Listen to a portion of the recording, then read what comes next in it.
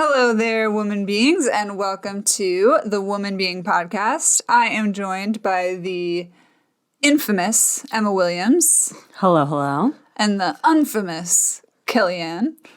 Wow, she gets a fake word. I've never heard of that word before. Because it doesn't exist. Oh, great. Well, I mean, you guys use words I don't know frequently, so. Or maybe instead of... Well, meanwhile, I'm in infamy over here, so I think you got a better end of the deal. Infamous and unfamous Kellyanne. Is unfamous Emma. just that she's not famous?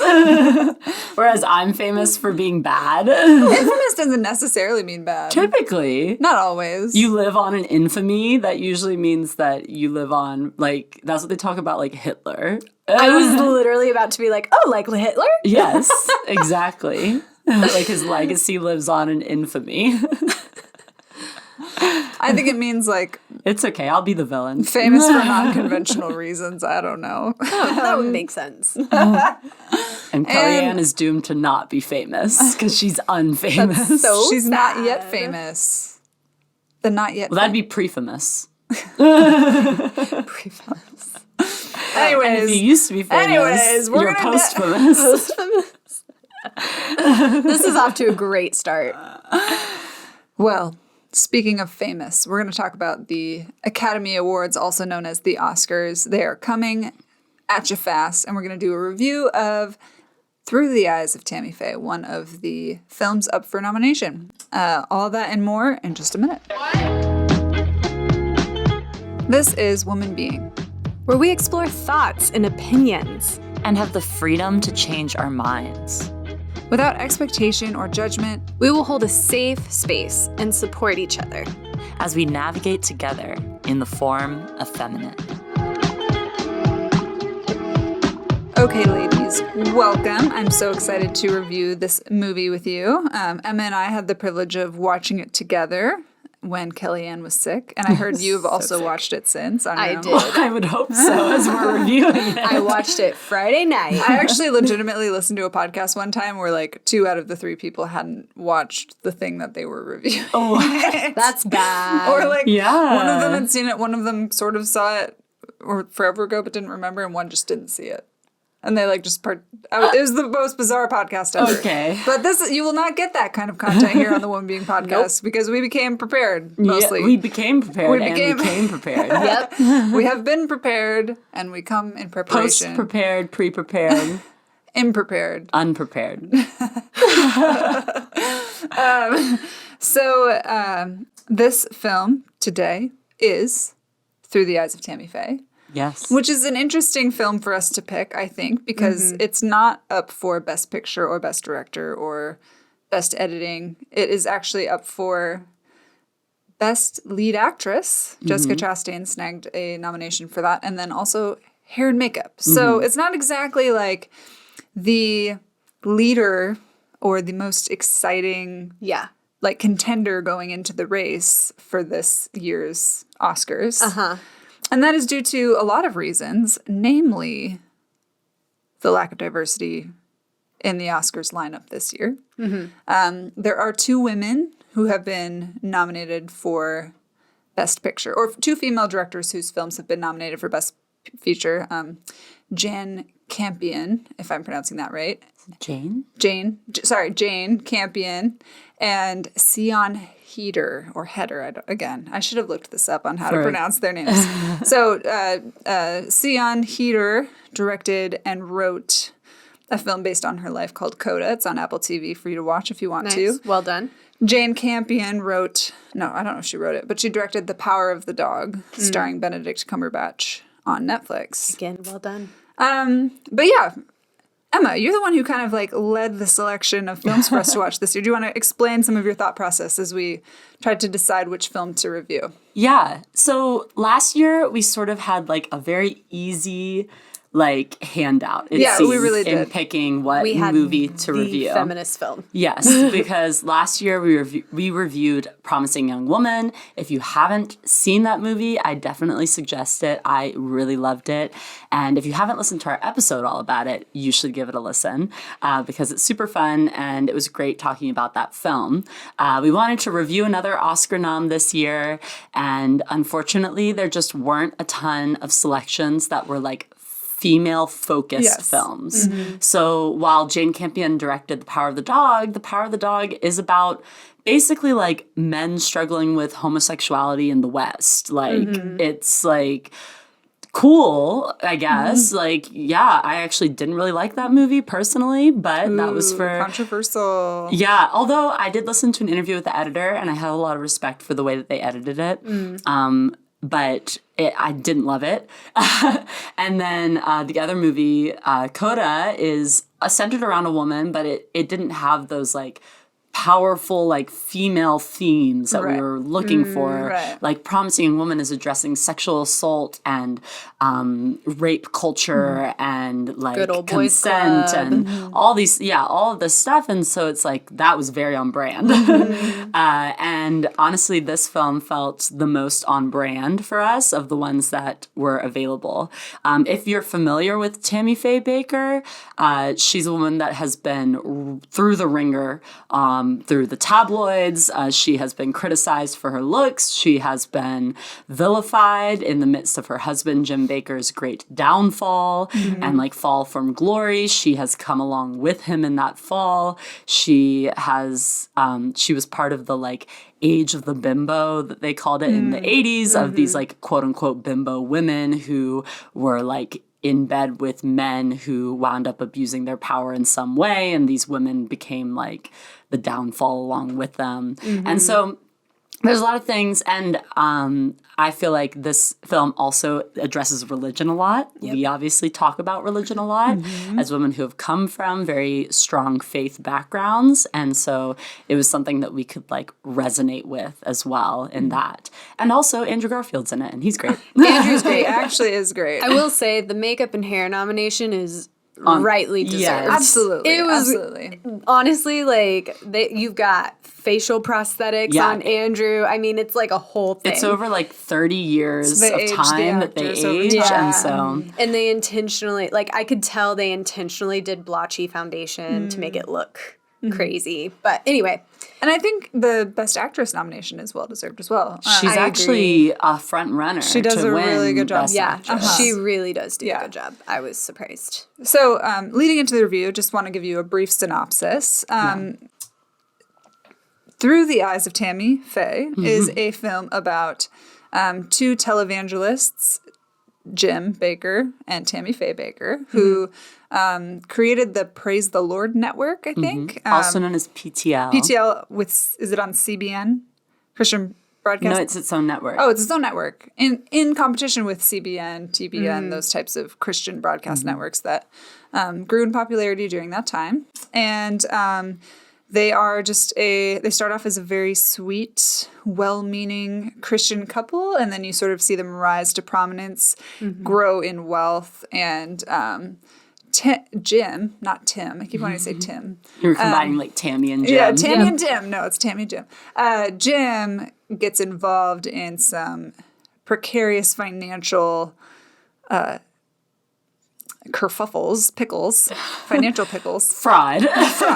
And also later on in his life is convicted of rape. No? No, never. I don't think he's ever convicted. He's only convicted of fraud. Yeah, That's why he but goes it's to like prison. a lot of accounts of fraud. He's accused of rape. He's accused of rape, but I don't think ever convicted. Okay, but he actually did go to prison for fraud. He actually currently has a show on TBN, which now. is crazy to me. He married someone else. Yeah. And has a show called The Jim Bakker Show.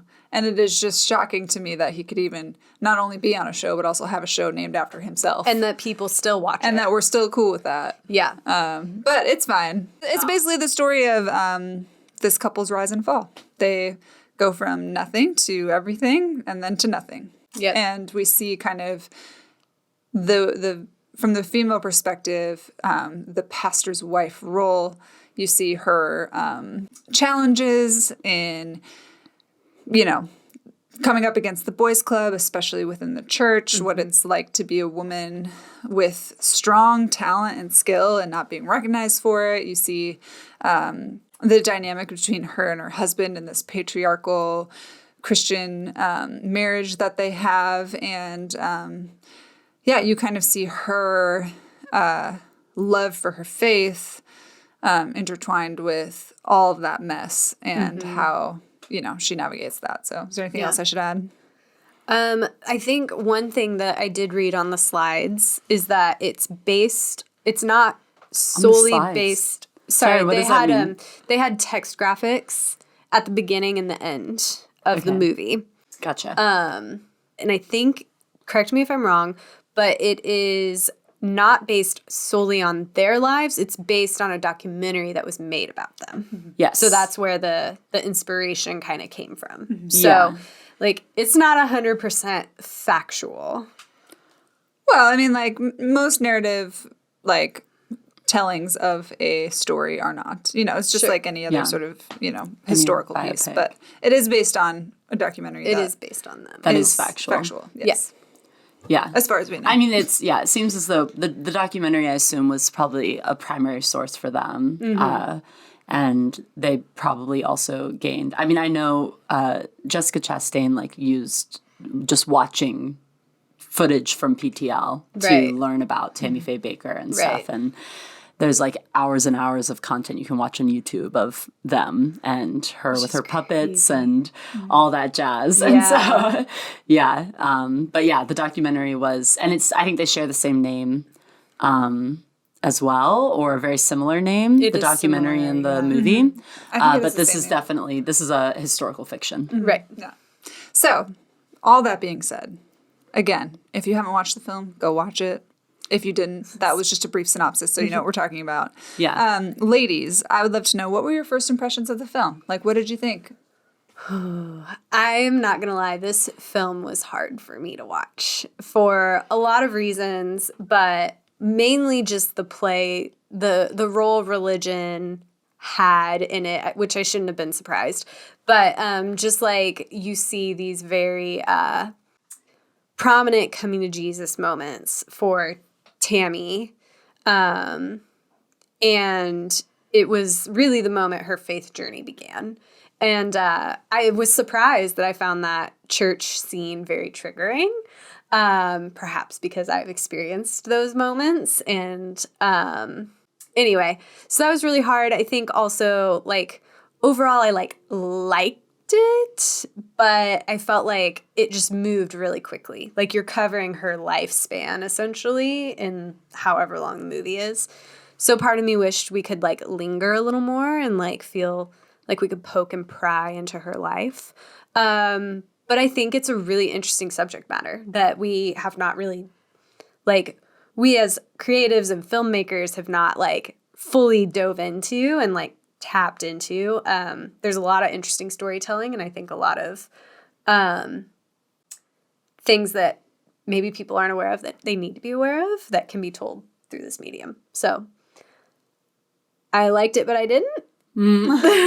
So well done, but for you it was very triggering personally. Yeah, it was very personally triggering, but there was a lot that I liked about it.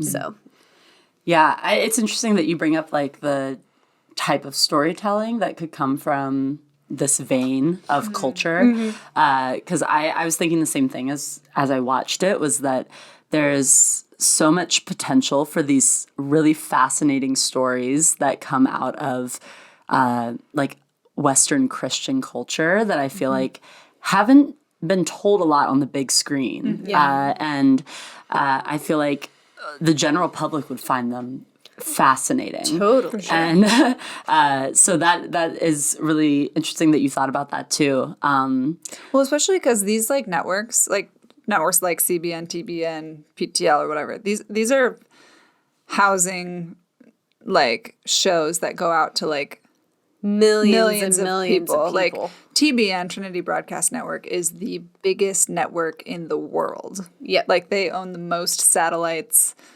across the globe out of any other broadcast network. And they go largely ignored by Hollywood and the mainstream media. Like they kind of just go under the radar. Yeah. And it's sort of this like unconventional celebrity culture that exists only in the Christian faith. And you have these people making millions of dollars, billions of dollars off of this. But again, it's not talked about in mainstream culture. Totally. So it's super fascinating. Well, and it's bizarre because people just don't know about it. Yep. It's like when I talk to quote, normal people that didn't grow up in the church about purity culture, and they're like shocked. Like, oh my God, I didn't know. I'm like, what? Yeah, it feels almost like this like underground thing that's like, but that is so widespread in people knowing all over the world about these Christian celebrities, these Christian musicians, these Christian directors or whatever that are, it's like only making content for Christians by Christians. And so it stays very much within its bubble and it's very like navel gazing. Yeah. And so, there's a lot of fascinating stuff in there.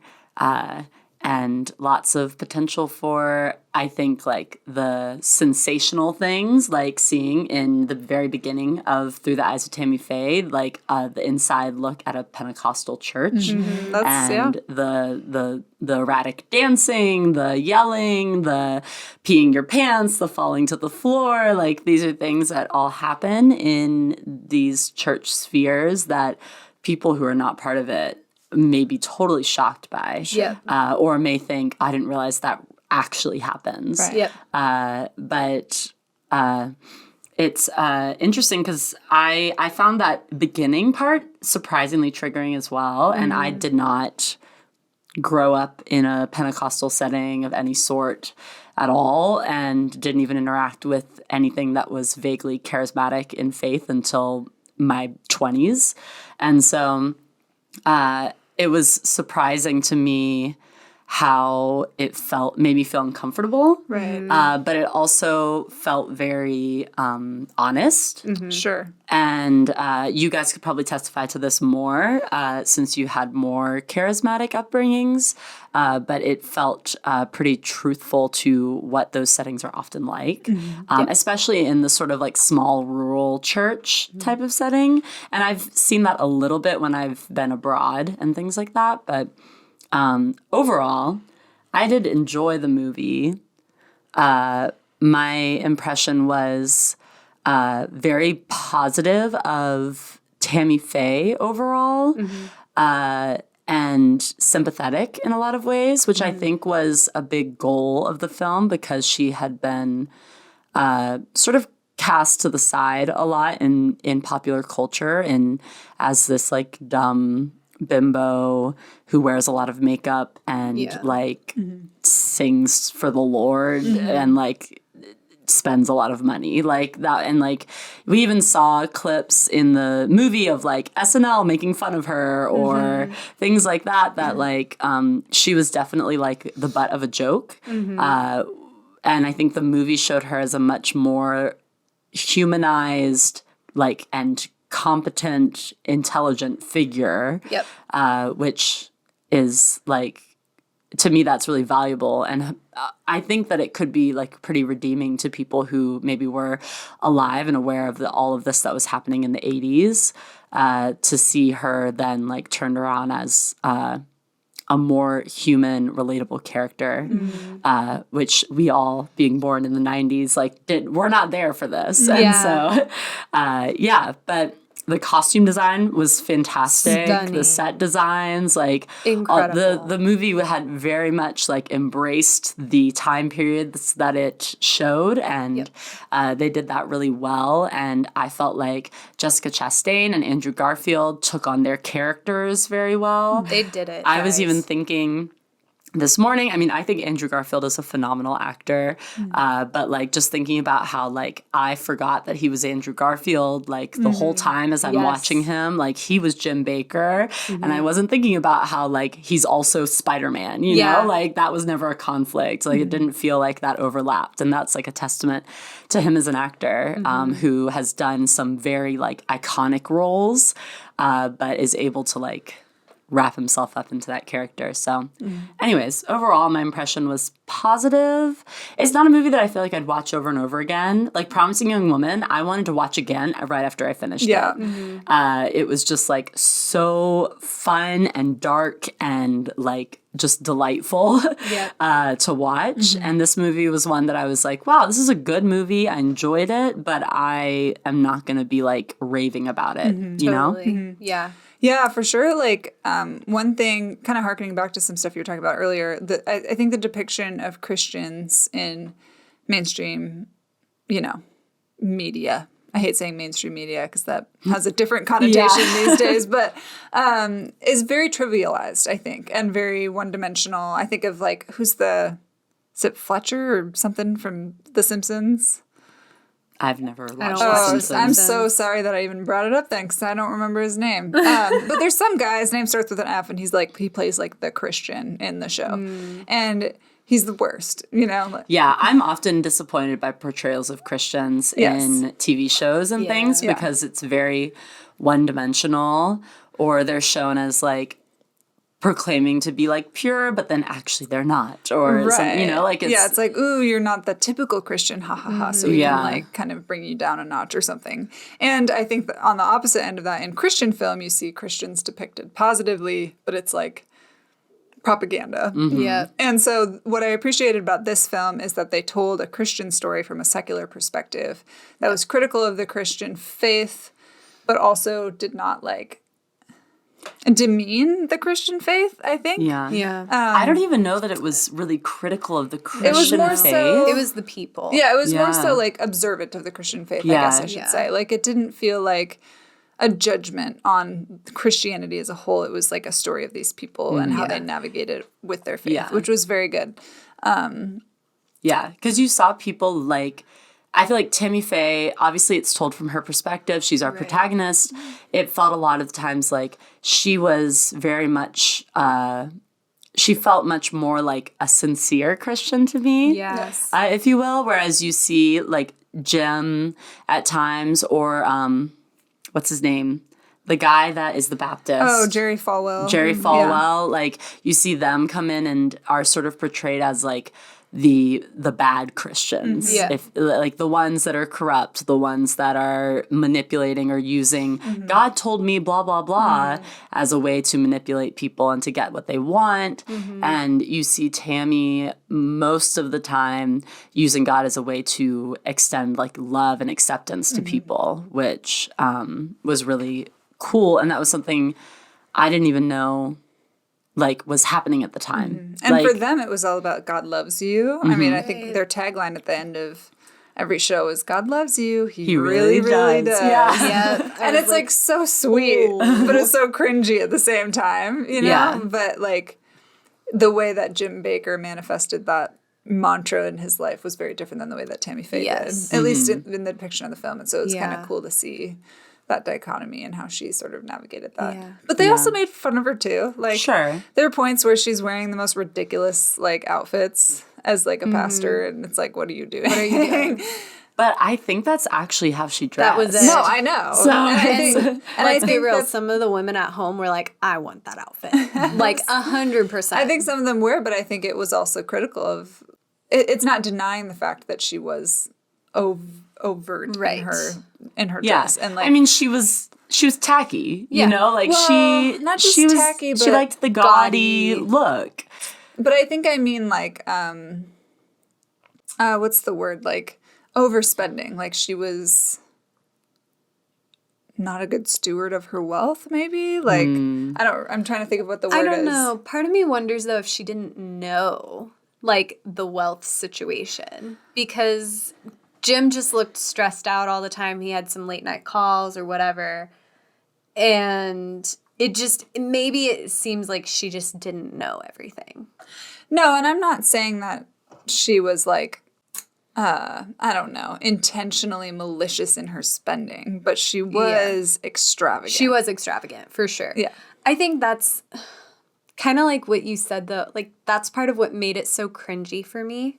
Because I could feel her sincerity, but then I could also see the conflicts as well with like the Christian faith.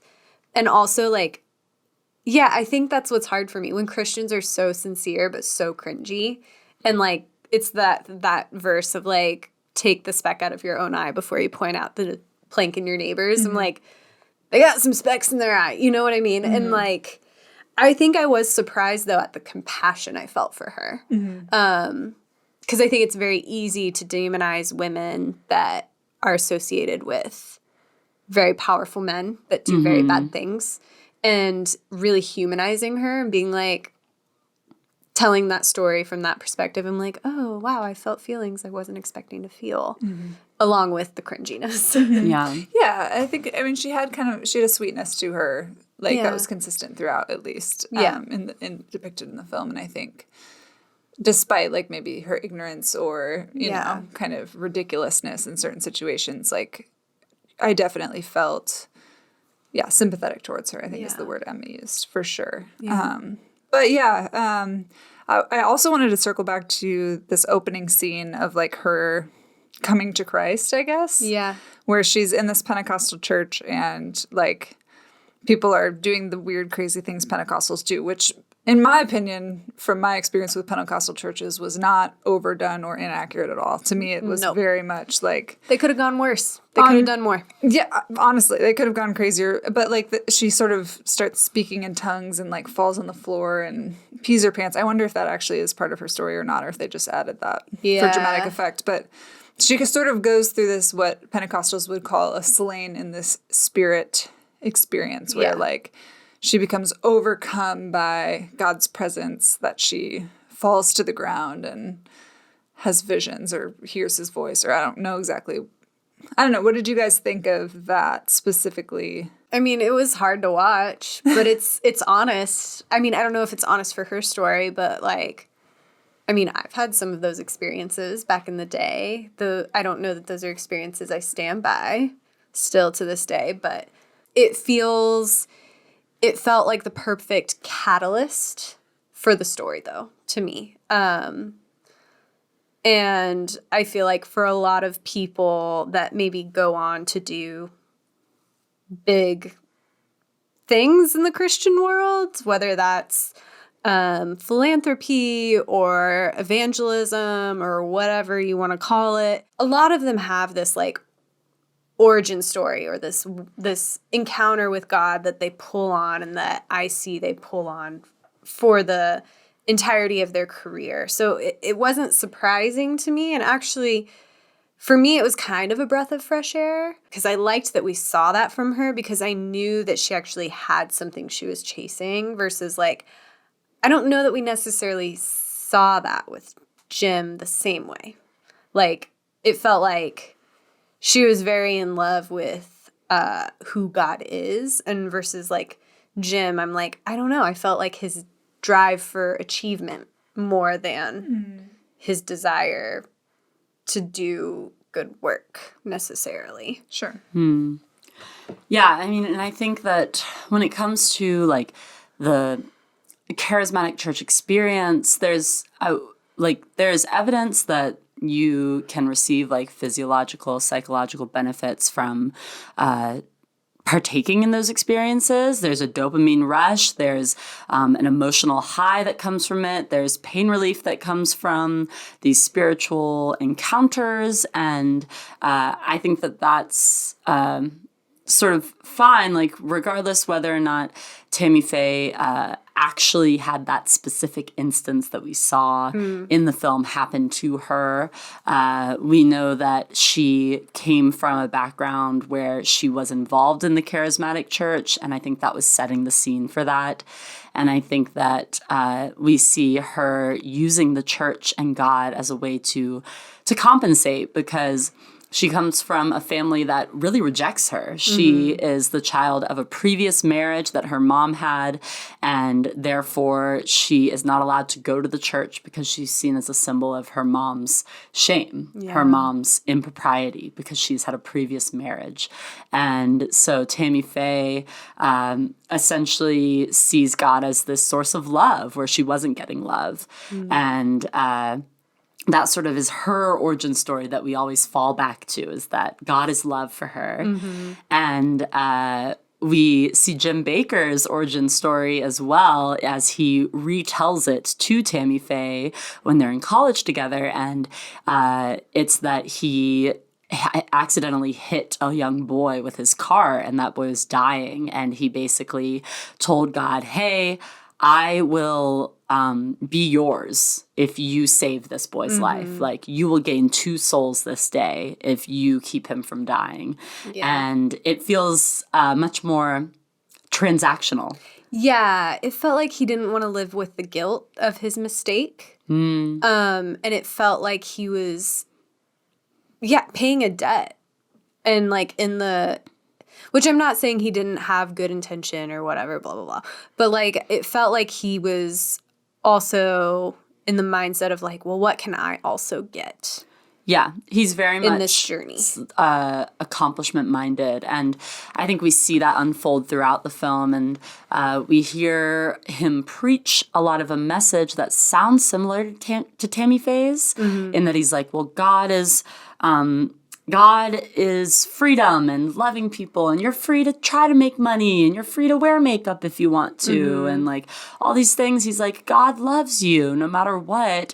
But we also see these interactions, especially when you see him in the room with people who are more powerful than him in the Christian world, where he starts to cave on those beliefs and he starts to sort of compromise them, or to get frustrated with Tammy Faye because she's sticking very hard to those beliefs. And he's like, these are really important people, Tammy Faye, like, you can't talk to them like that. And she's like, but this is what we believe. And so you see her sincerity and his sort of buckling in order to gain success. Yeah.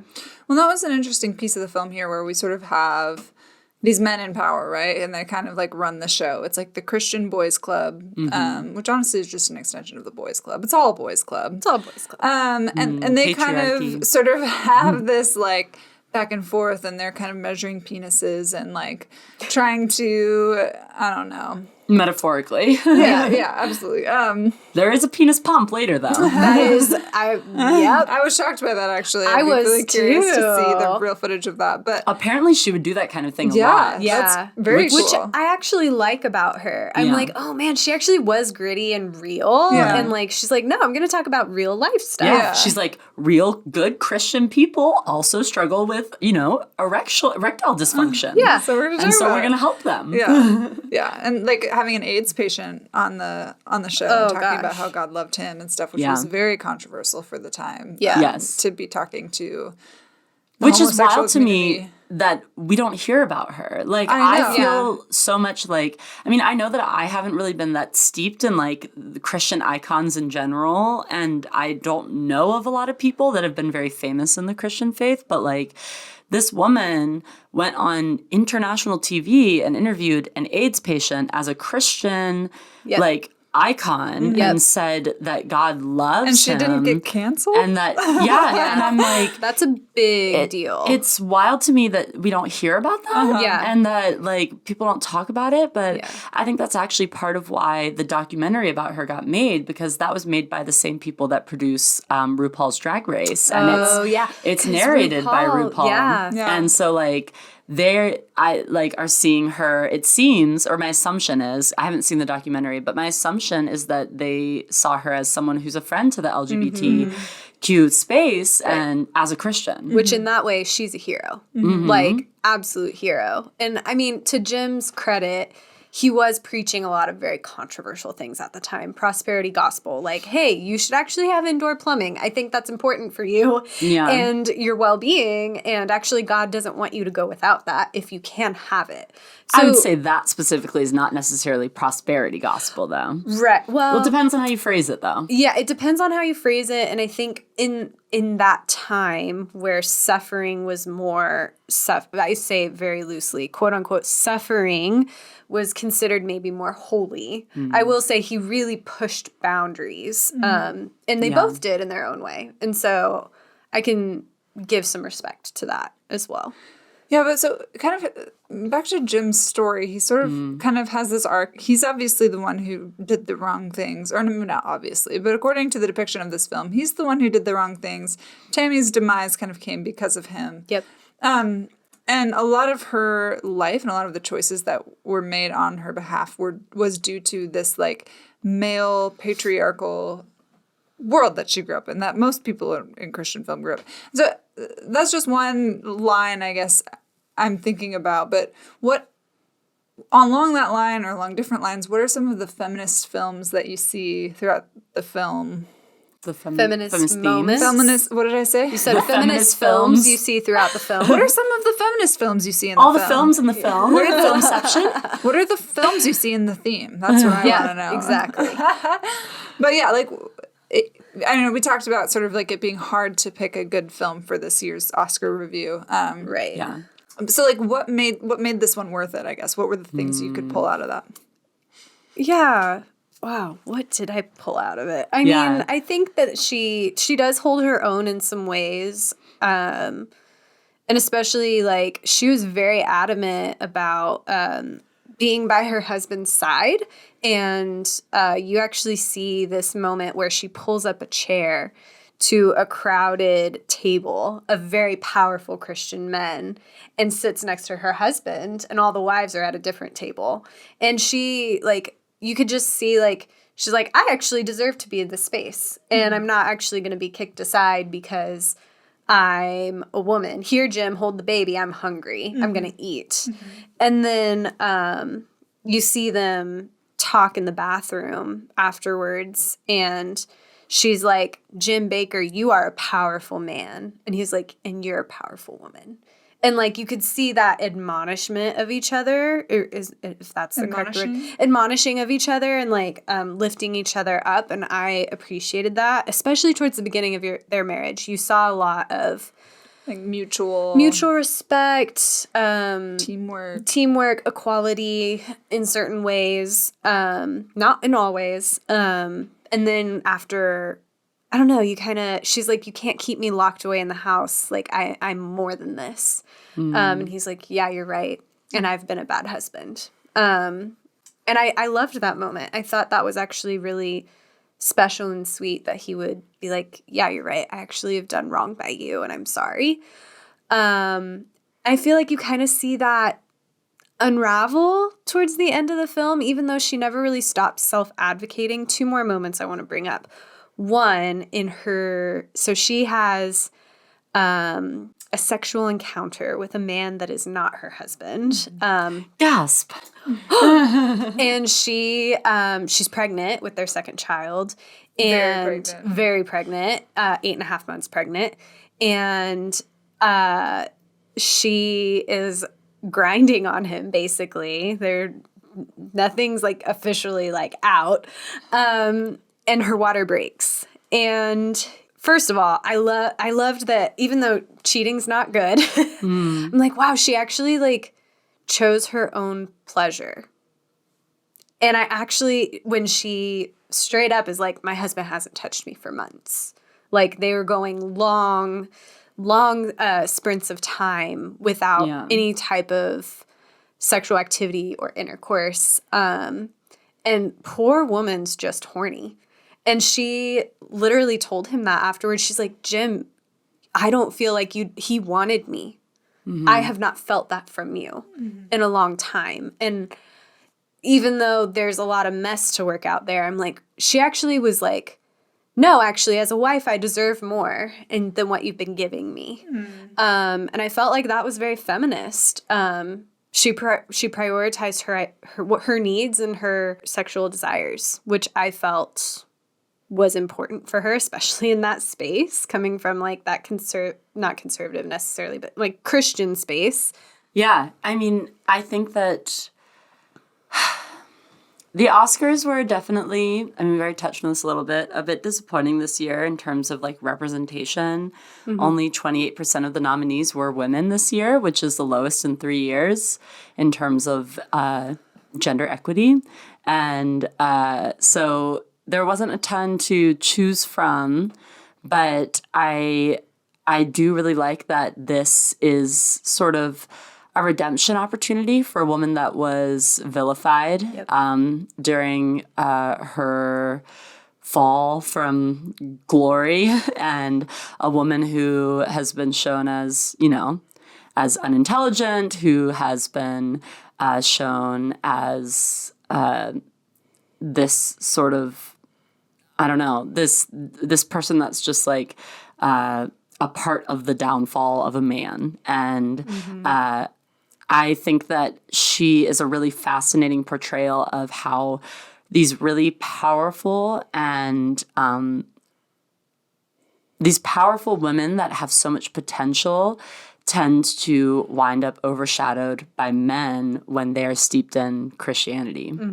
One thing that I thought was really fascinating within the film and how they portrayed this was they would show multiple instances of Tammy Faye like praying, and I actually hated the voiceover prayer thing that they did. Yeah, I thought that was awful. They should have done it a different way. Yep. But I really liked, there was a specific instance after she has had her affair, if you will. That's in quotes, because, I mean, all that we see happen, I don't know what happened in real life, but all that we see happen in the movie is that she allows this man to kiss her on the neck.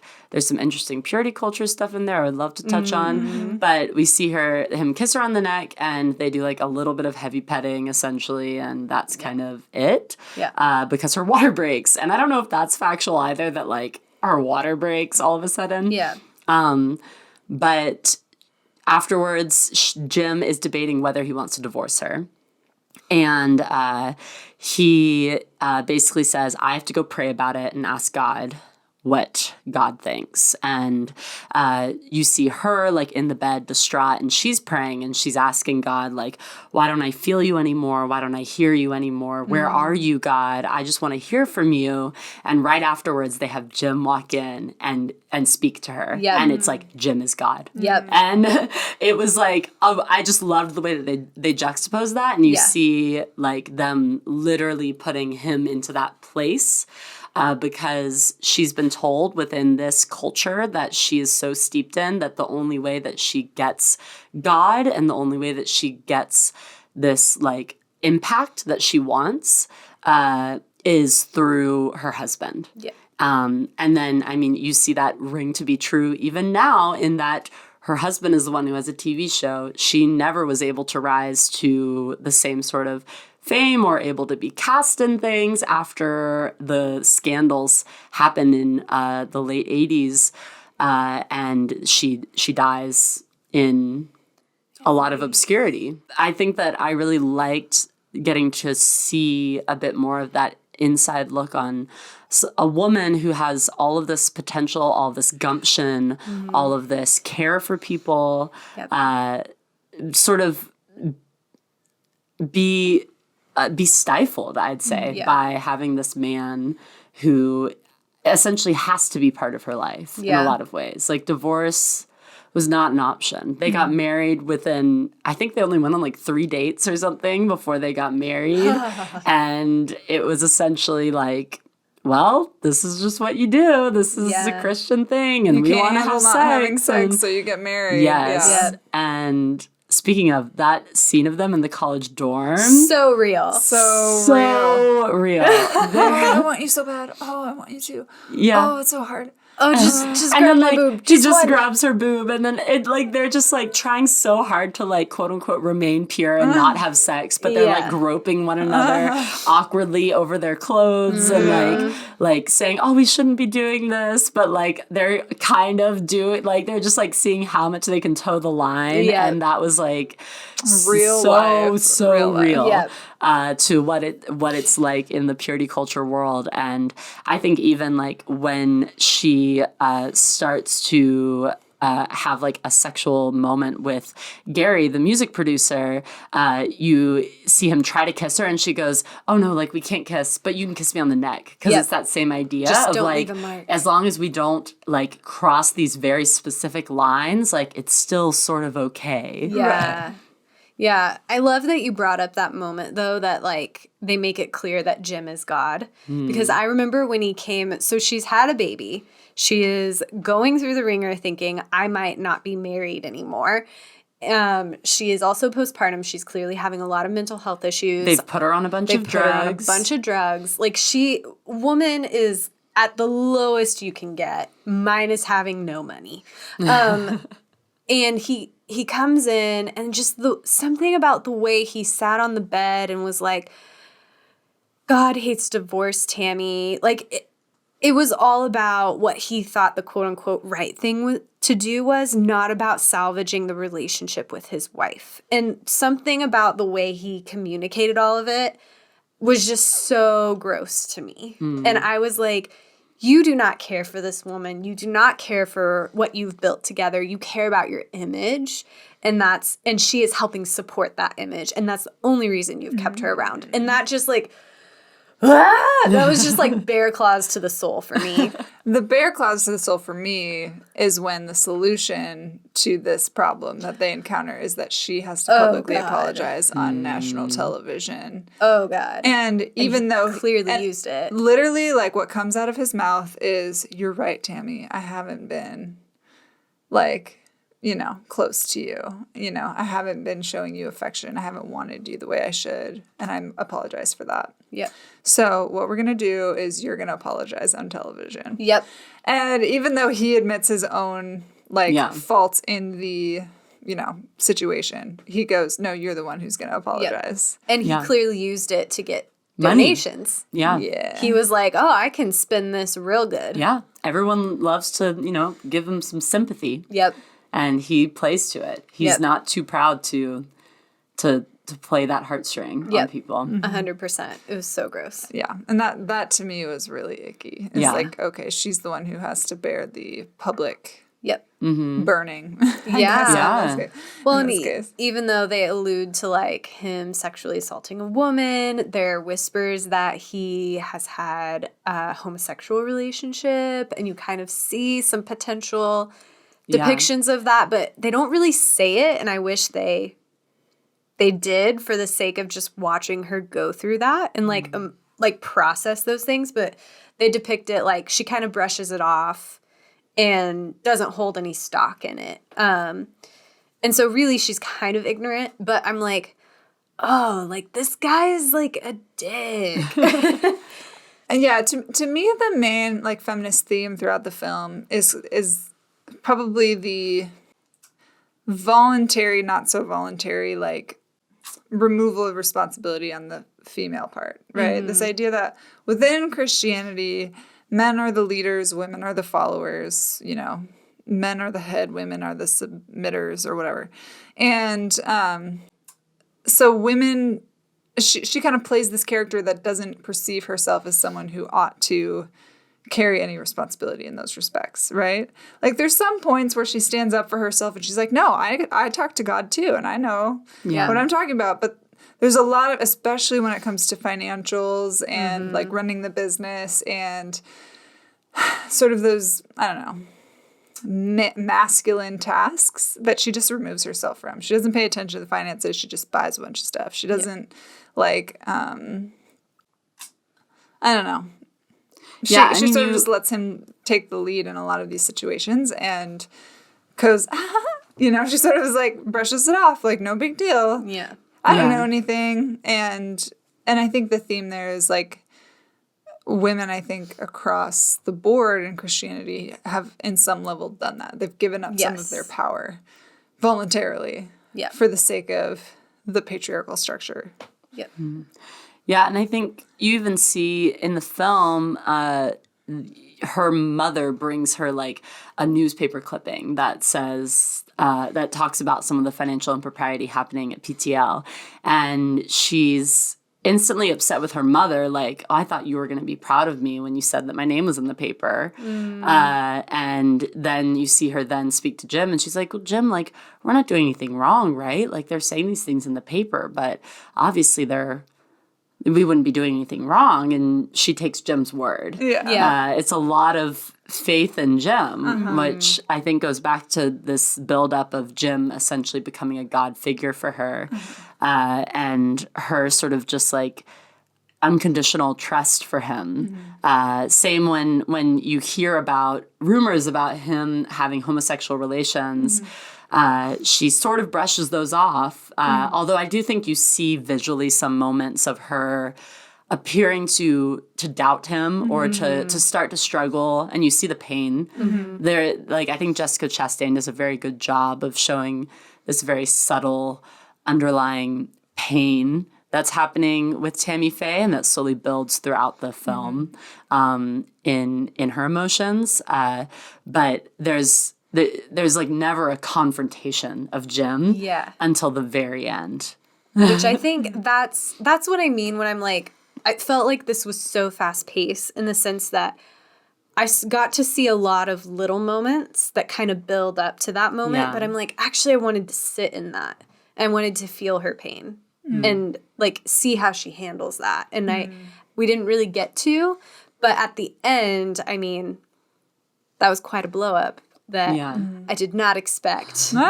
And I was like, oh shit, like all the gloves are out. I don't know, whatever the saying is. Yeah. All the poop. And I mean, and it being a film that spans over like 30 years, like that's going to have a faster pace probably, rather than focusing in, maybe if they'd made an entire film just about the instance where she cheats on him. Like, you could make a whole movie about that. Oh, easily. But they're crossing, decades of time. And I think that is some of it as well. Which I felt like that was a moment that you got to really zoom in and be in that with her. And I was like gripped because it's talking about so much at once. It's talking about postpartum. It's talking about infidelity. It's talking about her idolization of her husband. And it's talking about mental health all at once. And it was just like, loved it.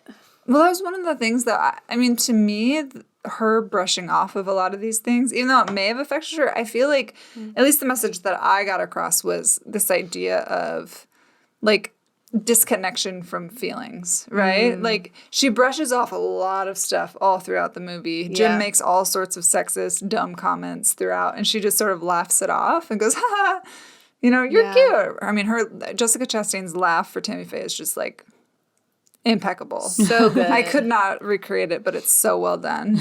Like, I think of one time she's, like, putting lotion on, and he says something like, "This is why I don't want to touch you when you're all goopy," or something like that. And she just goes, "Ha ha ha! It's better than sleeping with an alligator," you know, no big deal. And so I think in some ways, what the portrayal meant to me, which it may not have been the intention, it just is how I interpreted it, was that she was super disconnected from her emotions.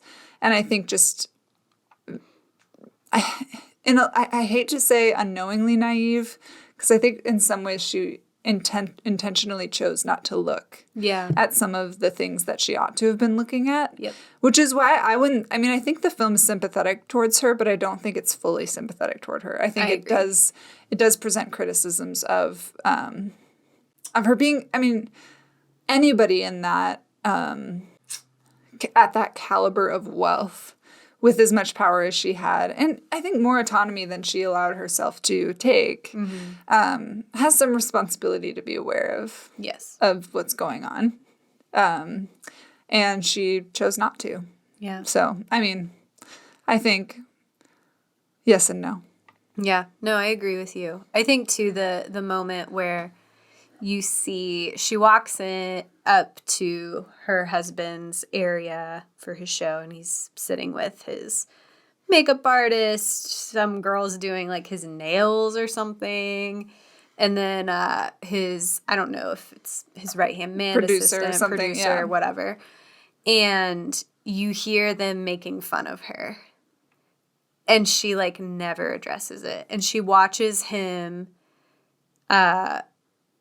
like basically like mess around with this producer guy and like tickle each other and tackle each other to the ground. And you could see her like sadness of like, wow, my husband is like more physical with this person in this moment than what I've experienced for like months or whatever. And so I think that's finally where you get to pick up on her sadness. But you're right. A lot of it is like, all right, well, after that, back to work. And I feel like that is a shortcoming of a lot of Christian spaces in general, is it's the shutting down of emotions for the purpose of the kingdom. But I'm like, actually, if you're not fully showing up, like, what kingdom?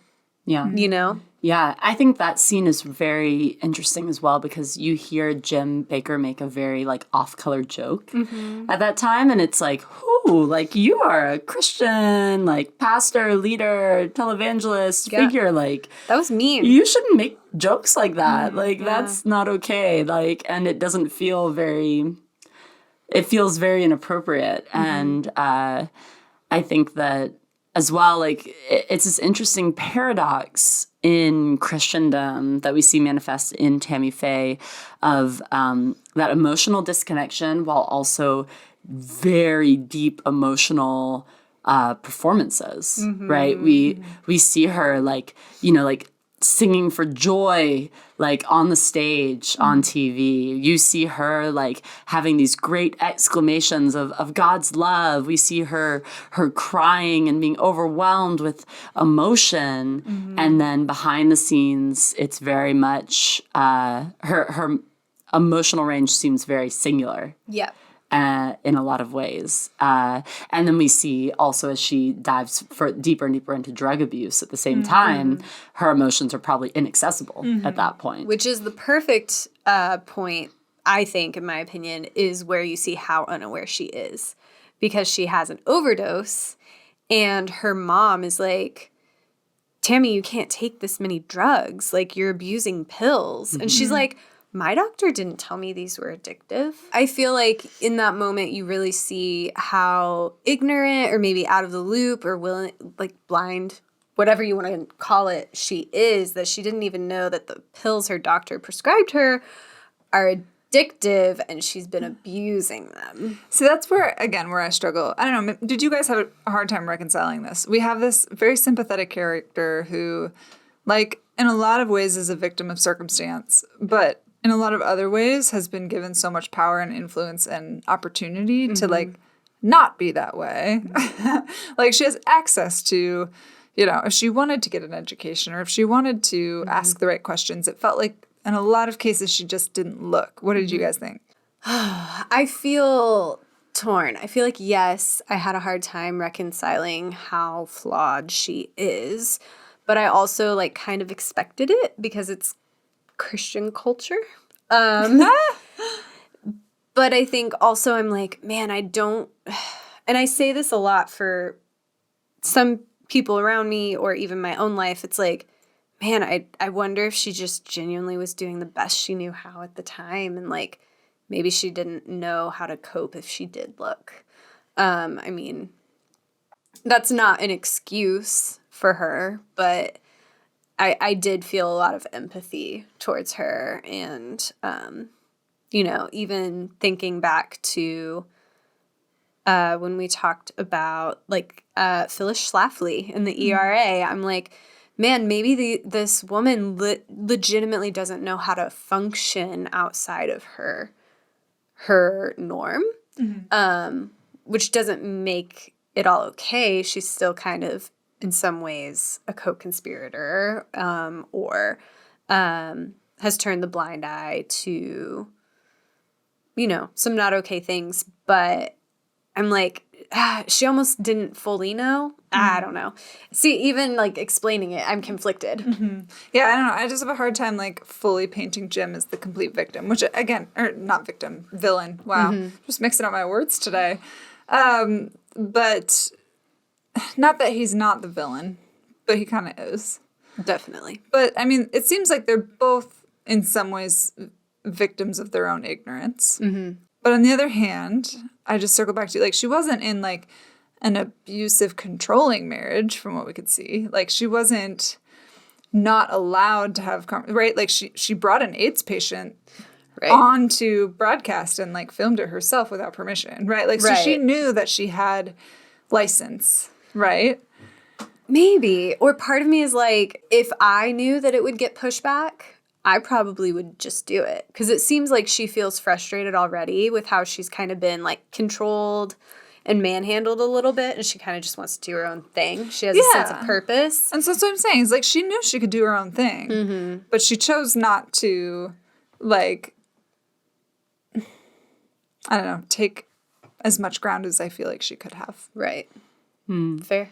I feel like, I mean, the movie is through the eyes of Tammy Faye, so it's all from, you know, her perspective, or from, what would it be, second person limited or something like that, because it's, yeah. Anyways, although we do hear inside of her literal head, so maybe it is first person perspective, but she is, to me, it seems as though she, yes, has flaws. She has faults. And I tend to, in general, dislike a protagonist that doesn't have faults. It feels to me like her faults versus her positives don't outweigh her positives. Like it feels like these good things that we see her do, her sincerity, her acceptance of people, her genuineness, her sweetness and her charm, those things to me don't feel bigger than the faults that we see of her ignorance, of her buying into patriarchal structure, of her turning a blind eye a lot of times, or of her financial extravagance. It's kind of like, I mean, that it feels like that doesn't outweigh, whereas when we look at Jem as an antagonist, his faults start to outweigh his positives that we see in the film. This also, I mean, I have only really heard about the story of what happened in real life through my dad, actually, who I've been talking about this with, because he was alive at the time. He was aware of the situation. It all happened very close to where I'm from. And so it was very big news. Their network and their amusement park were like an hour away from where I lived. Did you ever go? Wow. Well, it didn't exist anymore by the time I was born. Dang, So that's rough. That's yeah. a short run for an amusement It park. was only open, I think, for like 7 or 8 years. Yeah. And so it didn't really exist by the time I came on the scene. But I've heard about it from my dad, and it sounds a lot like she didn't have a ton of knowledge, or at least she claimed to not have a ton of knowledge of like the financial impropriety that was happening, or of the sexual impropriety that was happening. But the film definitely shows her as fairly innocent overall. Yeah, and for sure I think unintentional harm, I mean, even in the way that we prosecute people in like our justice system, like I think unintentionally hurting someone is much different than intentionally harming people, right? And even just not being aware of harm being caused is like an even a further step removed. And so I don't mean to vilify her at all, because I don't think I think she'd be a great gal to meet, you know what I mean? Super fascinating. But yeah, I think I just, maybe in my own life and some of the things that I wish I could have seen or should have seen growing up in the church, I think it's really easy to be like, come on, how didn't you see that? You know? I don't know. Yeah. So yeah, she's a complicated character, as we all are, you know? Yeah, I mean, I think if someone made a film about my life, there'd be a lot of things people didn't like. People are like, dang, that There'd be girl's a lot such of a pushover. things. Me, not you. Oh, I was gonna say, I was like, no, I think they would Like, think damn. that girl's aggressive, or like, I don't know, like they would see, so like if it was very sincere, like there'd be a lot that people would not love about me. And Which there's- is, I think that's what makes it compelling. That's what makes you like gripped by her story and pulled in for sure. Yeah. It's very human. Yes, she is very human. It's a question to follow this up with all that, the religion, the televangelists, the impropriety, the, purity culture, all of that wrapped up. What do you think the primary thesis of the film was? I think they wanted to show another side of this story that was that was national news when it all happened, and give people a second look, essentially. I think that there has been the trend in movie making to lift up stories of women who have maybe been wronged in the past, of women who have been misunderstood, of women who have been through the ringer when it comes to the tabloids and popular media and made fun of or whatever that may be. I think that powerful female stories have been more and more popular. And the cynical side of me thinks that that's partly because we're running out of the powerful male stories. So now we got to go to the women. But part of me also is hopeful that it's because there's more respect and recognition for these women and their stories.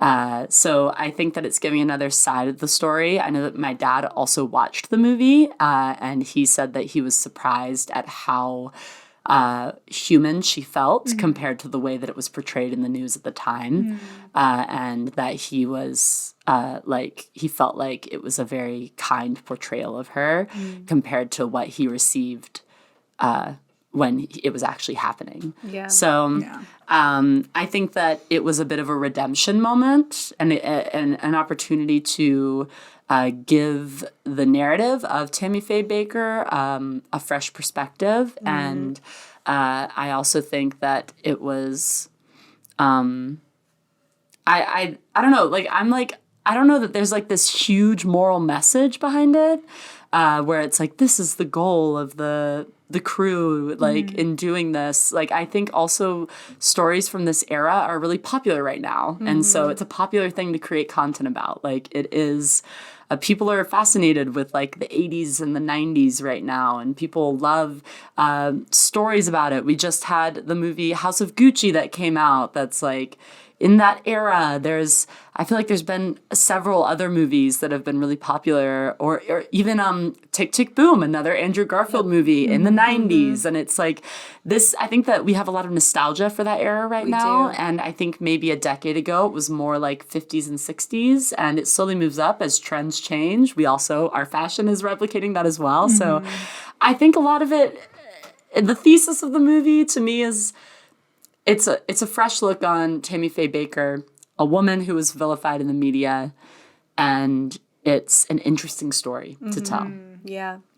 Yeah, I mean, I definitely agree with Emma's sentiment. I think I would add that sometimes it's really easy for these very powerful men, when they go down for really horrible things, to have a lot of guilt by association for the women associated with them or married to them or whatever.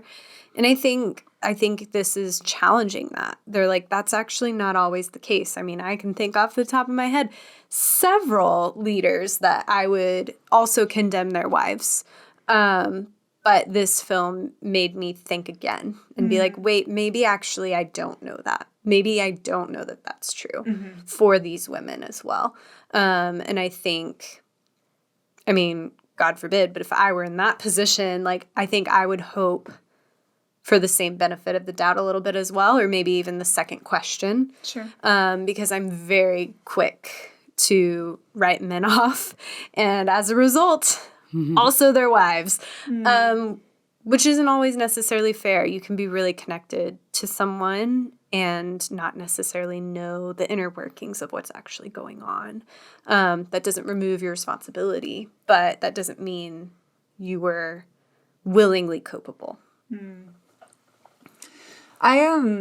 thing I've been reflecting on is, because this film is based, not based, but her background is from Minnesota, and I'm from Minnesota, and her mother, the character plays You're from Minnesota? Yes, I'm from Minnesota, if you didn't know. Her mother plays a very Minnesotan woman, and I can very much relate to her experience, I think, growing up. Going to North Central College, that's a college that many of my friends attended. I went to events hosted by North Central. So, kind of her background is super familiar to me. And one of the things that stood out that I caught on to is this concept of tall poppy syndrome, where we have this very boisterous, extravagant woman who likes to sing and she wants to be famous, and she's got like dreams, which in Minnesota culture is not necessarily it's not like wrong, but it's definitely not something curated out of the Scandinavian place that we come from. And you see her mom kind of chopping her down a lot. Like, no, don't get too full of yourself. You got to, stay with the rest of us. You can't think too big. And unfortunately for her, I think what ends up happening, and I don't think this is her fault, but kind of, it's almost like her mother's warnings finally come to fruition at the end of it. Like, it all blows up. And so there is a little bit of a piece in there of like going after your dreams, thinking too big of yourself, rising, like your head gets too big, it starts floating away kind of ideology that comes in that Scandinavian culture. And she lives that in a way. We kind of see, but it's not because of her. It's actually like in this pursuit of this thing that she loves, she becomes actually victim to other people who, I don't know. Yeah, I mean, it's almost like the Icarus story. Yes. Like she flew too close to the sun. Yes, exactly. Yeah. And so that to me was the one thing that sort of stood out in terms of like a thesis maybe, is this idea that like, especially within, the Christian faith, within Minnesota culture, all those things sort of wrapped up into one. You can't think too highly of yourself, or you can't dream too big. Otherwise it'll all get taken out from underneath you. Right. Which is that's like really interesting to me. Because I'm like, yes, that is the risk of chasing after your dreams. You can fall on your ass. Yes. And then you can fail later, too. Right. But I think it's almost like it's a message of the inevitable failure. It's like you'll lose substance if you chase something like that. Right? Yeah. Like, remember who you are. You'll You're just lose a human. part of yourself. Yes. Yeah. But yeah, I think that's definitely a big theme within it. And this idea of almost like, the idea that power is always corrupting. Yes. Because you see that with basically every powerful person you see in the movie is corrupt in some way. And so that was definitely a big part of the messages that they pushed through. Right. And I think they do a really good job, too, of contrasting, like, the alternative to that, right? Like, her mom, very shut off to love, very shut off to Stoic. joy, stoic, Yeah. like, unapproving, whatever. But then you see sort of, I love her non-father figure. Yeah. The He was stepdad? really Yeah, sweet. he's like sort of this like medium place between the two of them, where he just loves freely and he doesn't think too much of himself at the same time, but like he's kind of that middle ground between the two. Like he wants her to succeed, but also like he models that humble, warm. Anyways, so again, that stood out to me probably because it's been, part of my life story. But I thought it was really cool. I'm interested to hear what you guys think about one theme that we haven't really touched on, which is patriotism. So when this was all happening in the 80s, it was sort of as the moral majority was just budding, just starting. The whole idea of Christianity being linked with conservatism was starting to take root. Around this same time, we saw Phyllis Schlafly with the Stop ERA movement. We saw Christians start to come behind conservative leaders in large numbers, with people like would it be Reagan? And we see a little bit of politics peppered in the film, not a ton, because it was still in a time where Christians could be Democrats and be okay, it was a time where it wasn't as far I'd say like politically radicalized or maybe pigeonholed the way that it feels like a lot of Christianity is today. To where like it feels today like the majority of Western Christianity is like, well, you must be politically conservative as well. And So we hear that, like, you know, Jim Bakker, like, throws in his support for a presidential candidate. And we see the golf cart scene where he's riding the golf cart with Falwell, and he's talking about how the guy that ran TBN was it CBN? I think it was CBN. Yeah. The guy who ran CBN was going to try to make a bid for president, and they were talking about how, like, oh, we don't think Christians should be running for president. Like, should they really be so involved in politics? And Falwell talks about how, well, like, in order for the right to win, we have to fall behind, I forget who the Republican candidate was at the time, but we need to fall behind this guy and not behind this Christian guy who's running, because we need the right to win more than we need a Christian to win, which I thought was fascinating as well. But there's the thing specifically that I want to point out that was very blatantly patriotic was the end scene. I was wondering, yeah. She sings at, I think it was Oral Roberts University. In Tulsa, Oklahoma. Yeah, wow. All of our, like, home states were represented here because Interesting. they were in the Carolinas where PTL was. Oh my gosh, she from grew up in Minnesota, North Central ends University. in Oklahoma. Yep. What? Mind blown. Is this movie about us? Perfect film for us to watch. Somehow they knew. It's amazing. So anyways, she has this scene where she sings at the end, and there's this sort of dream sequence of her imagining that there's, like, this whole chorus Choir. behind her, and there's this big American flag, and all of this patriotic imagery. And then at the very end, I think she says, like, God bless America. Yep. And I was shook in watching that part. I genuinely felt blindsided by it. Yeah. It felt like, where is this sudden from? surge of, like, Christian nationalism coming from? Right. Yeah. And I want to hear what you guys' reads were on that. That's a great point. You mentioned patriotism, and that's the first scene that popped into my mind because it was very patriotic. Yes. Like, all it needed was, like, a bald eagle to fly across the screen and, like, caw. Yeah.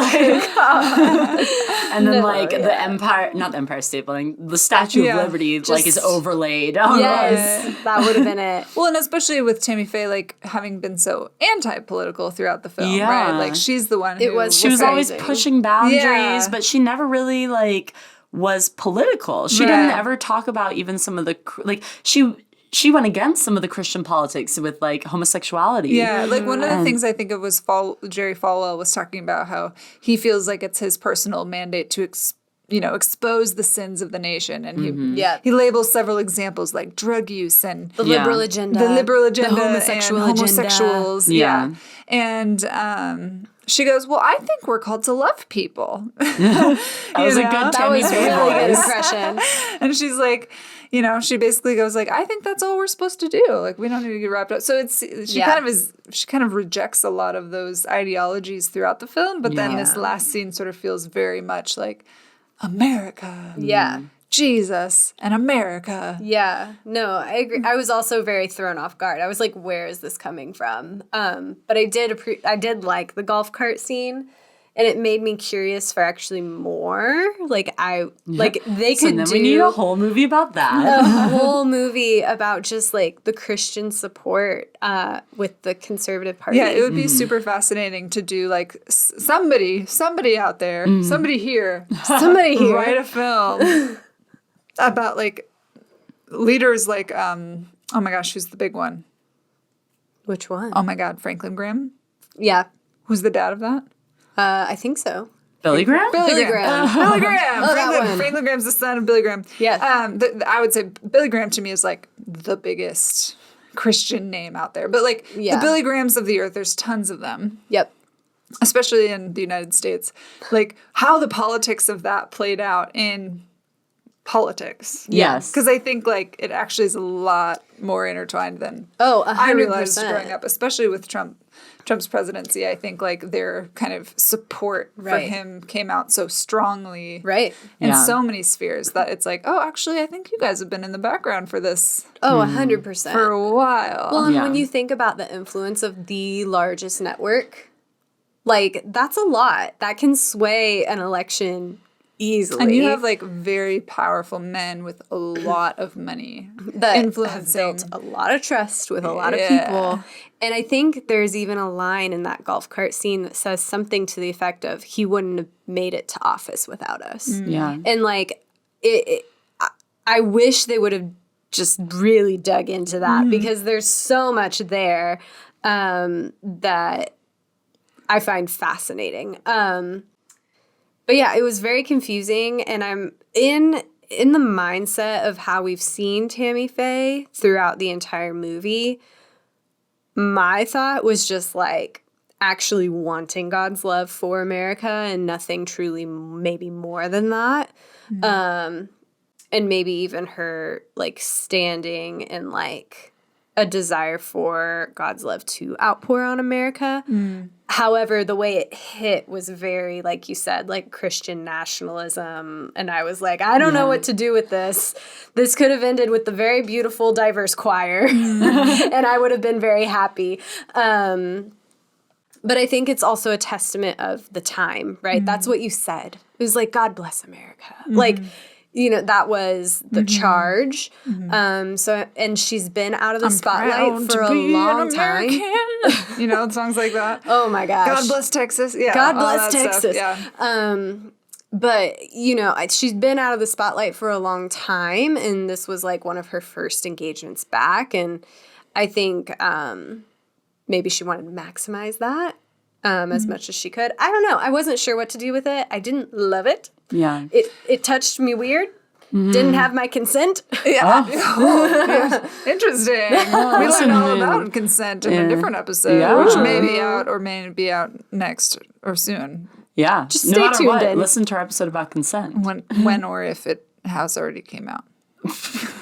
When it comes out or if it has come Just out. continuously stay tuned in. And Yeah. you won't ever miss Check anything. every day.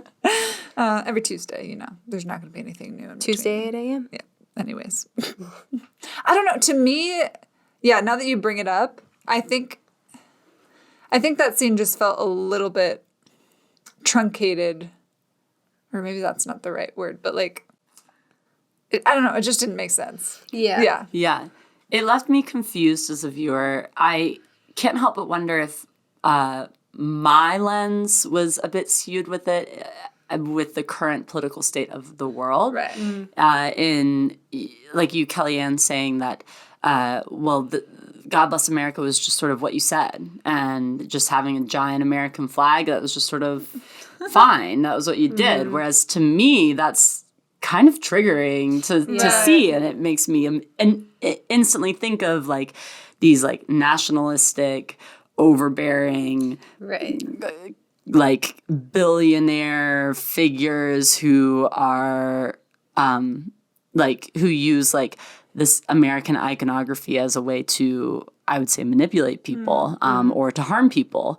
And at the same time, I also can't help but wonder if the creators of the film were also skewed by the current state of the United States. Or maybe they were commenting on. Well, yeah, that's what I'm trying to say, is that it felt like maybe they are using this final scene as an acknowledgement that of the realities of like Christian nationalism right now and the way that it's impacting politics.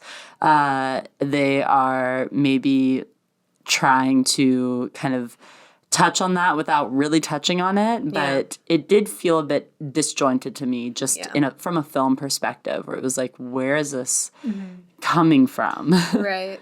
No, I agree. And I think I struggle with things like that are jarring, because I'm like, well, America overall is a pretty good country. You know, what's wrong with the American flag? And like those things of like pride, quote unquote, if you will. But like also it was very like, ah. And maybe, you know, maybe we're all a little bit, you know, a little bit touchy right now, especially in our current political climate. It's very polarizing. And so maybe it does hit a little different. Yeah, I even think that the song that she sang was a song that I sang. A sang. A sang that I sung. You guys, this is going downhill real fast. That song that she sang was a song that I sang in our children's choir. Oh, 100%. On Christ the Solid Rock I Stand, right? Glory, glory. Oh, that one. hallelujah. Oh, yeah, it switched. Yeah, we sang that in God's Glory Gang, which was our children's choir. God's Glory Gang. Oh, my God. Why did they let you guys use that title? Did you guys choose it, or did Oh, an adult trying to be cool choose it? There was an adult who Trying to be cool, led the definitely. children's choir, who that's what he called it, and that's what we were. Buddy. God's Glory Gang. Did you have a Glory Gang sign? Were you like, cross? I don't know. You don't know. It was just a fun choir that I was in church. But, Gang. What you're saying is you were in a gang. and we, did a song that we sang. What'd you have to do to get into this gang, huh? I do. How many verses did you have to memorize? I don't know, but we sang Exactly. Glory, Glory, Hallelujah, just like she did. So yeah, I think that song, the song choice even, is very steeped in like evangelical culture. Oh, sure. Yeah. I mean, it's a Definitely. popular, I mean, like, Christian song. yeah, I'm trying to think. I'm like, wait, is that in our hymn book? It might be in the I guess United it's a very Methodist much Church Christian- hymn It was book. when I was at the Methodist church. Yeah, Yeah. And I mean, but it's also a patriotic song. it somehow. is. Yeah. So yeah, it's like, it's both. it's interesting. Does it mention America? I don't see how it's patriotic. No, I think it's just kind of lumped in and used as patriotic. It's like it's like a Christian national anthem almost, I think. Yeah. Now that I think about it, like I remember we actually used to like read excerpts from like the Constitution or from stuff, and then we sang songs like that together. Now that What? like this is unlocking a core memory. You would read excerpts of the Constitution? or maybe not the Constitution, but like maybe the Declaration of Independence or whatever, and then we'd Yeah. like So sing. not the Bible. You would read This- American again, founding documents? Emma, this is God's Glory Gang, okay, not the church. Before the church. God's Glory Gang was part of your church. I know, but like that was part of the program. I don't know. Maybe we did it for 4th of July. I don't remember. But like that was just normal. Mm-hmm. You just like talk about America and you praise Jesus and it's all Yeah. together. Yeah. And then Wow. on top of that, I was also in the rodeo for a while, and like that is just the epitome of Christian nationalism. Like Are a lot of rodeo culture. Christians in the rodeo? The rodeo is the only national sports organization that still prays before their events. Oh. Yeah, so it's a very conservative Christian nationalist. Like, I mean, you've heard country music, right? So it's like, Whoa, Yeah. It's all don't loop like- country music into this, okay? I just sang a couple. God bless Texas. I'm proud to be American. Like there's a lot of themes that we could explore and continue to explore. But the real question is, do you think Through the Eyes of Tammy Faye will win either Best Actress, Jessica Chastain, or Best Hair and Makeup? Absolutely should win Best Hair and Makeup. Hands down. Oh, okay. Not a question about it, in my Okay. opinion. I don't know what else is up for Best Hair and Makeup and what that looks like. Do you know? I was trying to remember. I had it Maybe up at some point. I wouldn't be I'll surprised pull it if up. the Ricardos movie is probably up for it because that was it's another it. period piece. But I don't know what else would have been up for Best Hair and Makeup. I will say that considering, I'm trying to think, who's nominated for Best Actress? I know Kristen Stewart is for Spencer. Yep. I know that I can list what's them her off for face you. from the Ricardos. We've got Okay. Jessica Chastain, The Eyes of Tammy Faye, Olivia Colman, The Lost Daughter, Penelope Cruz, Parallel Mothers, Nicole Kidman, Being the Ricardos, and Kristen Stewart, Spencer. Yeah. I haven't seen any of the other movies that are up for that. And if I were, but I would vote for Jessica Chastain.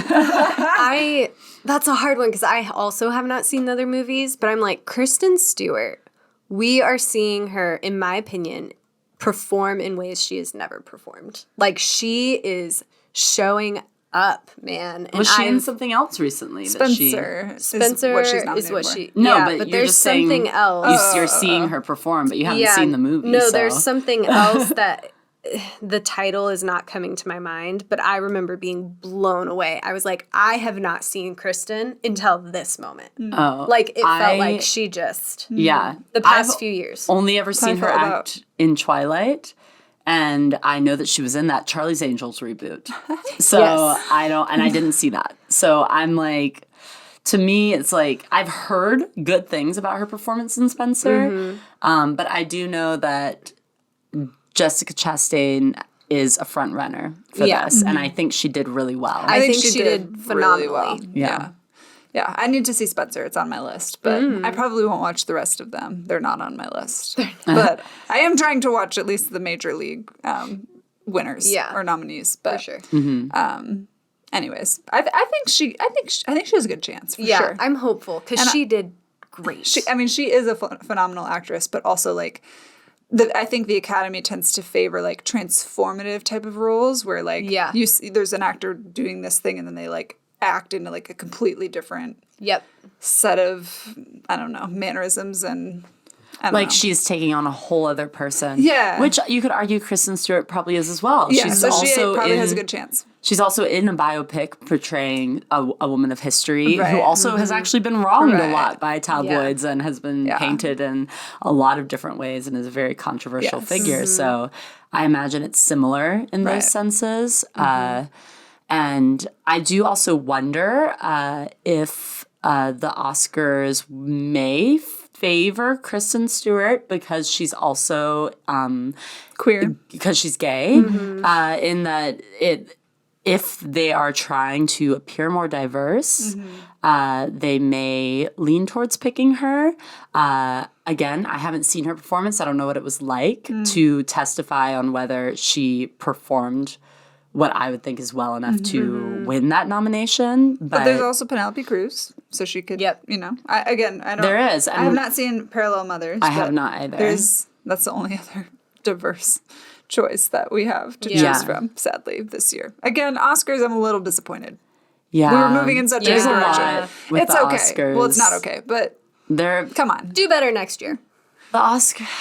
Did you hear about how they are getting rid of like a bunch of categories in the live showing? No. Like they've moved best editing, best sound, best and like 3 other categories to like the non-broadcast. To the not live show. Dang. So it's going to be pre-filmed and then edited and hopefully incorporated into the live broadcast somehow. Editing? Come That's on, one of the major ones. I know. But so back to makeup and hairstyling. Coming to America, do either of you know that one? That's a nominee. Cruella. That one was very cool. I would actually veto Cruella in favor of this one for the simple purpose of there was a ton of amazing like hair in Cruella.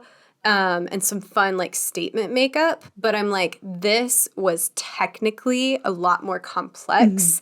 And they actually were really strategic in communicating the time through the blotchiness of the foundation and things like that. So I would challenge that. Well, and the Academy does favor, generally, period pieces. Like, they love when people put a bunch of makeup on, dress up in a fat suit, and act as Winston Churchill or something like that. So it seems like Cruella doesn't really have that edge, but you never know. There's Dune and House of Gucci as well, which is kind of in the same vein as Eyes of Tammy Faye. It's like a period piece, but I don't know. I think the point being it could win and it might win, and we'll see. Yeah. I don't really feel strongly about it winning in either category. Yeah, I wouldn't be shocked if it's one, but I haven't seen a lot of the movies it's up against, so. I'm kind of like, maybe. Last question, is the film Woman Being Approved? Sure. Yeah, I don't know why it went straight to me. But yeah, I mean, it's a film that tackles a ton of topics that we talk about here. It explores a complicated woman that has a lot of gray area, and we love to dive into the gray here at Woman Being. So it's true. I'd say it's approved. Yeah, I think I agree with you. There is a lot of gray. There's a lot less gray than I anticipated, though, in the film. Or at least that's me and my compassion that I felt for Tammy Faye. But yeah, I would say it's definitely Kelly Carter approved, and I would say Woman Being Approved. I would also say it's Woman Being Approved because it talks about all the types of things we like to talk about. Christianity, patriarchy, purity culture, corruption, imbalances of power, sexual assault. It has all the things. So it's like in line with the type of stuff we talk about. And if you're interested in the stuff we talk about, you would be interested in the movie. Yep. Is it Kelly Werner approved? Maybe not. Give it, it's fine. All right. Yeah. It's fine. I liked it better than The Power of the Dog. Andrew Garfield. There you go. Andrew Garfield is always approved by me. 100%. Arguably, maybe not arguably, in my opinion, the best looking Spider-Man. I said it. The best looking Spider-Man? Yes, I said it here today. I don't know that he's the best Spider-Man, though. Anyways, We can talk about that for a while. It's a whole nother tune episode. in for an episode all about Spider-Man. We're going to debate over who the best looking Spider-Man is. It's a whole episode. It's going to be in an Instagram live. We're just going to debate about the best Spider-Man. That'd be great. Stay tuned, Stay people. tuned. And thank you all for giving us a listen. And while you're listening, you might as well just give us a review. We are on all the podcast platforms, and including the one that you're listening in on right now.